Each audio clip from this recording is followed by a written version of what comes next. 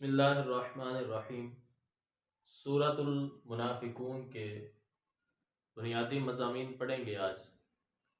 اس کے بنیادی مضامین میں یہ تین چیزیں آتی ہیں کہ منافقین کے کردار کا ذکر کیا گیا، منافقین کے حق میں دعائے مغفرت سے روکا گیا اور اہل ایمان کو تنبیہ کی گئی۔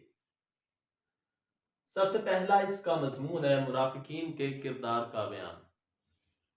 اس صورت میں ذکر ہوا کہ منافقین جھوٹ بولتے ہیں، جھوٹ باندھتے ہیں اور اپنے اس جھوٹ کو چھپانے کے لیے مزید جھوٹی قسم کھا دیتے ہیں۔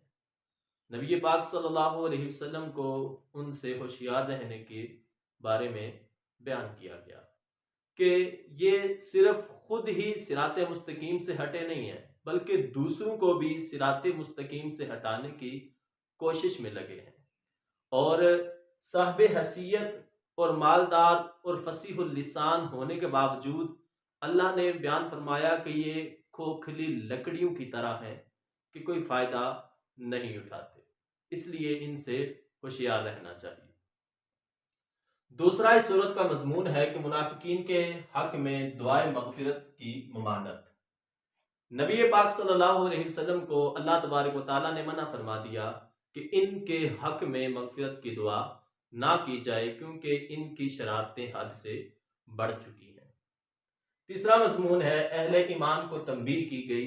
کس بات پہ انتباہ کیا گیا، تنبیہ کی گئی؟ اس بات پہ کہ اللہ نے ارشاد فرمایا کہ دنیا کی چاہت میں اور مال و دولت کی محبت میں اس قدر حد سے نہیں بڑھ جانا کہ اللہ کے ذکر سے غافل ہو جاؤ، کیونکہ اگر اللہ کے ذکر سے غافل ہو گئے تو پھر اپنا نقصان خود کر بیٹھو گے۔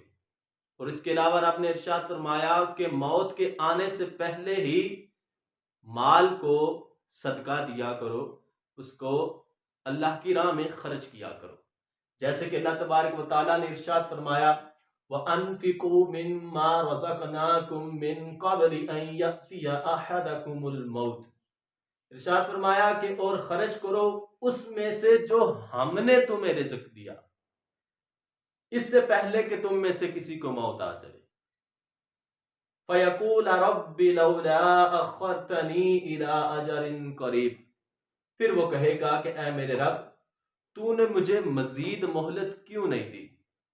فَأَصْوَدَّقَ وَأَكُن مِّنَ الصَّالِحِينَ، مزید مہلت دیتا تاکہ میں صدقہ کر سکتا اور نیک لوگوں میں شامل ہو سکتا۔ تو یہ اس صورت کے بنیادی مضامین ہیں کہ آپ نے یاد کر کے اور لکھ کے سینڈ کرنے ہیں۔ جزاکم اللہ خیرہ۔